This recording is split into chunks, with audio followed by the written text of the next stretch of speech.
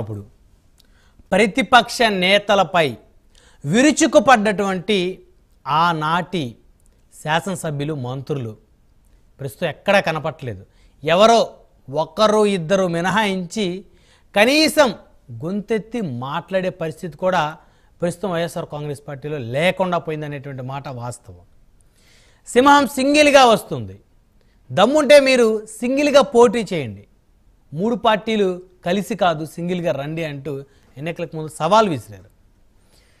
కానీ ప్రతిపక్ష హోదా కూడా కోల్పోయి చివరికి అసెంబ్లీకి కూడా వెళ్ళలేని పరిస్థితుల్లో వైఎస్ఆర్ కాంగ్రెస్ పార్టీ దుస్థితి ఉందంటే నిజంగా ఇప్పటికీ కూడా చాలామందికి నమ్మశక్యంగా లేనటువంటి అంశంగా చెప్పుకోవచ్చు. ఎందుకంటే దీనికి ప్రధాన కారణంగా ఎమ్మెల్యేల మంత్రుల నోటి దురుసు అనేది రాష్ట్ర వ్యాప్తంగా ఉన్న ప్రజలందరికీ అయితే ఒక క్లారిటీ ఉన్నటువంటి పరిస్థితి ఉంది. సో 39% ఓట్ బ్యాంక్ వచ్చినప్పటికీ కూడా ప్రతిపక్ష హోదాని కోల్పోయినటువంటి ఏకైక రాజకీయ పార్టీగా వైఎస్ఆర్ కాంగ్రెస్ పార్టీ చరిత్ర పుటల్లోకి ఎక్కిందనేటువంటి మాట వాస్తవం. సో జగన్ పరివారం ఏమైంది? ఆనాడు ఆయన అధికారంలో ఉన్నప్పుడు ఆయన్ని కంటికి రెప్పలా కాపాడుకున్నటువంటి ఆ సైన్యం ఇప్పుడు ఎక్కడా కూడా కనిపించే పరిస్థితి లేదు, అంతా స్తబ్దుగా ఉంది. కానీ ఇటు తెలుగుదేశం జనసేన శ్రేణులు మాత్రం వాళ్ళు ప్రతిపక్షంలో ఉన్నప్పుడు సైతం కూడా అధికార పార్టీ లోపాలని వైఫల్యాలని ఎండగట్టడంలో తూర్పారబట్టడంలో ఆనాడు కీలకమైనటువంటి పాత్ర పోషించాయని చెప్పుకోవచ్చు. మరీ జనసేన అయితే కేవలం ఒక్క స్థానం గెలిచినప్పటికీ అధ్యక్షుడు 2 చోట్ల ఓడినప్పటికీ కూడా ఆ పార్టీ ప్రతినిధులందరూ కూడా వారి గళాన్ని బలంగా వినిపించడంలో ఏమాత్రం వెనుకడుగు వేయలేదు అనేటువంటి మాట వాస్తవం. అధికార ప్రతినిధులు సైతం కూడా అంటే ఆర్థికంగా బిలో మిడిల్ క్లాస్ ఉన్నటువంటి వారి జనసేన పార్టీలో ఎక్కువ ఉన్నటువంటి పరిస్థితి ఉంది. అయినప్పటికీ కూడా ఏమాత్రం తనకకుండా బెనకకుండా వారు పెద్ద ఎత్తున వారి గళాన్ని వినిపించారు. వైఎస్ఆర్ కాంగ్రెస్ పార్టీకి ప్రత్యామ్నాయంగా జనసేన పార్టీ ఆనాడు పెద్ద ఎత్తున ఫోకస్ అయిన పరిస్థితి ఉంది. ఎట్టకేలకు ఆంధ్రప్రదేశ్ అసెంబ్లీలో 2వ అతిపెద్ద రాజకీయ పార్టీగా వారు అవతరించారు. కానీ ఇప్పుడు జగన్మోహన్ రెడ్డి పరివారం ఏమైంది? ఆయన సైన్యం ఎక్కడ ఉంది? నిద్రావస్థలో జగన్మోహన్ రెడ్డి సైన్యం అనేటువంటి అంశం చర్చిద్దాం. ఇదే ఇవాళ హాట్ టాపిక్. ఈ హాట్ టాపిక్లో మొత్తం పాల్గొనడం కోసం బొలిశెట్టి శ్రీనివాస్ గారు జనసేన పార్టీ నాయకులు, ఎమ్మెల్యే, తాడేపల్లిగూడెం నియోజకవర్గం మనతోటి జూమ్ కాల్ అందుబాటులో ఉన్నారు. అదేవిధంగా భానుప్రకాష్ రెడ్డి గారు టీటీడీ బోర్డు మాజీ మెంబర్, అదేవిధంగా భారతీయ జనతా పార్టీ సీనియర్ నాయకులు, అధికార ప్రతినిధి మనతో జూమ్ కాల్ అందుబాటులో ఉన్నారు. అదేవిధంగా పెంటపాటి పుల్లారావు గారు సీనియర్ రాజకీయ విశ్లేషకులు మనతో జూమ్ కాల్ అందుబాటులో ఉన్నారు. అదేవిధంగా వై శివరామరెడ్డి గారు వైఎస్ఆర్ కాంగ్రెస్ పార్టీ సీనియర్ నాయకులు, ఎమ్మెల్సీ మనతో జూమ్ కాల్ అందుబాటులో ఉన్నారు. అండ్ ముందుగా శివరామరెడ్డి గారితో మాట్లాడదాం, వైఎస్ఆర్ కాంగ్రెస్ పార్టీ నాయకులు, వైసీపీ ఎమ్మెల్సీ. శివరామరెడ్డి గారు గుడ్ మార్నింగ్ అండి. చెప్పండి. సో మొత్తానికి అధికారంలో ఉన్నప్పుడు పెద్ద ఎత్తున ప్రతిపక్ష నేతల్ని టార్గెట్ చేసినటువంటి ఆనాటి తాజా మాజీలు ప్రస్తుతం ఎందుకు స్తబ్దుగా ఉంటున్నారు? జగన్మోహన్ రెడ్డి గారి పరివారం ఎక్కడికి వెళ్ళింది? ఆయన సైన్యం ఏమైంది? ఆయన ఎందుకు ఒంటరిగా వదిలేసిన పరిస్థితి ఉంది? ముందు ప్రైమ్ 9 టీవీ ప్రేక్షకులకు, అక్కడున్న పెద్దలకు నమస్కారాలండి. జనరల్ గా ఎవరు ఎక్కడ లేరండి. కేవలం ఎలక్షన్ జరిగి 2-3 నెలలు టైం అయింది కాబట్టి ఏ గవర్నమెంట్ కైనా బ్రీతింగ్ టైం ఇవ్వాల్సిన అవసరం ఎంతైనా ఉంది.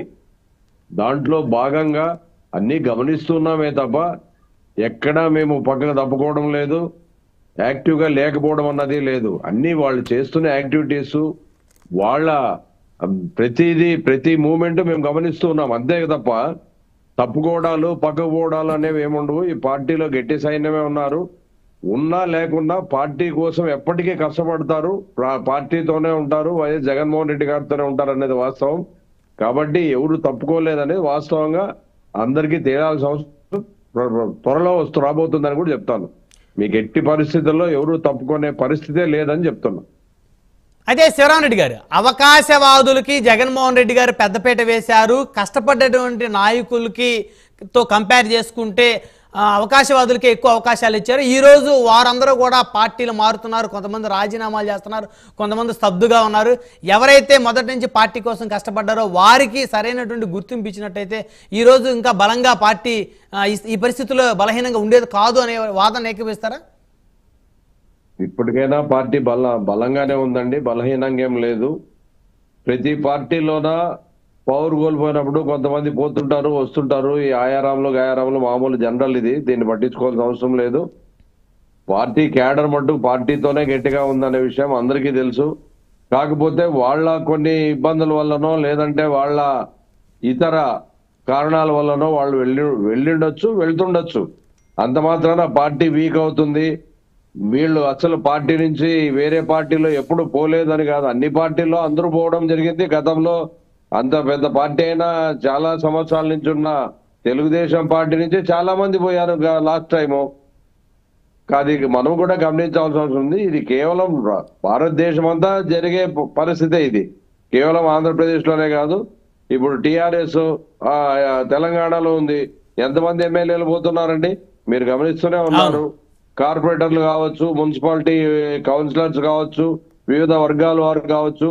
జనరల్ ఇది ఎవరెవరి ఆలోచన విధానం ఒక రకంగా ఉంటది, దాన్ని బట్టి వాళ్ళ మార్పులు చేర్పుంటాయి. అంతేగాని పార్టీ బలహీనం అనే పరిస్థితే లేదని కూడా చెప్తున్నారు. అంటే మీరు బీఆర్ఎస్ తో కంపేర్ చేస్తున్నారు. బీఆర్ఎస్ కి ప్రత్యామ్నాయంగా బీజేపీ ఆల్రెడీ ఎదిగింది తెలంగాణలో. కాంగ్రెస్ బీజేపీ ఒకటో స్థానం కోసం పోటీ పడుతున్నాయి.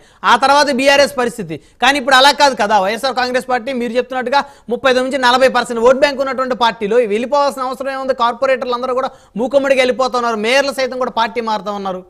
ఎందుకు జగన్మోహన్ రెడ్డి గారు బుజ్జగించే ప్రయత్నం చేయట్లేదు వాళ్ళని?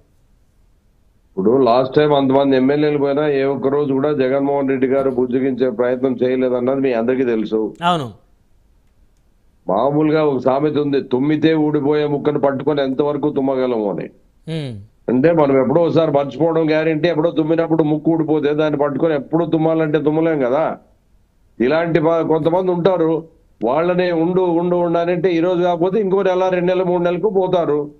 అంత మాత్రాన వాళ్ళు పోయినంత మాత్రాన పార్టీ వీక్ అవుతుంది అనేది వాస్తవం కాదు. జగన్మోహన్ రెడ్డి అనే వ్యక్తి ఒక శక్తి అనేది అందరికీ తెలుసు. కొన్ని పరిస్థితుల వల్ల మొన్న ఏం జరిగింది అనేది కూడా అందరికీ తెలుసు. చాలా దానిపైన కూడా నిందలు ఉన్నాయి, త్వరలో తెలుస్తాయని మేము కూడా ఆశిస్తున్నాం. సో ఎవరున్నా ఎవరు పోయినా వైసీపీకి నష్టం లేదు. ఫస్ట్ కేవలం వాళ్ళిద్దరితోనే స్టార్ట్ అయిన పార్టీ 151 స్థానాలకు వచ్చిన విషయం తెలుసు. అలాగే ఈరోజు గతంలో బీజేపీ కూడా సెంట్రల్లో 2 ఉంటే ఈ రోజు 3వ టర్మ్ దాన్ని భారతదేశాన్ని ఏలే పరిస్థితికి వచ్చింది. కాబట్టి ఏ పార్టీలో కూడా మీరు జనరల్ గా తగ్గినంత మాత్రాన 11కు వచ్చినంత మాత్రాన పార్టీ వీక్ అయిపోయిందని కాదు, నాయకులు తప్పుకుంటున్నారు. కొంతమంది వాళ్ళ పరిస్థితుల ఒత్తిడిలో వివిధ కారణాల వల్ల పోయినంత మాత్రాన పార్టీ వీక్ కాదనేది మట్టుకు స్పష్టంగా చెప్తున్నా. రైట్, మళ్ళీ వస్తాం సార్ మీ దగ్గరికి. మనతోటి బొలిశెట్టి శ్రీనివాస్ గారు ఉన్నారు, జనసేన పార్టీ సీనియర్ నాయకులు, తాడేపల్లిగూడెం నియోజకవర్గం శాసనసభ్యులు. శ్రీనివాస్ గారు, గుడ్ మార్నింగ్ అండి.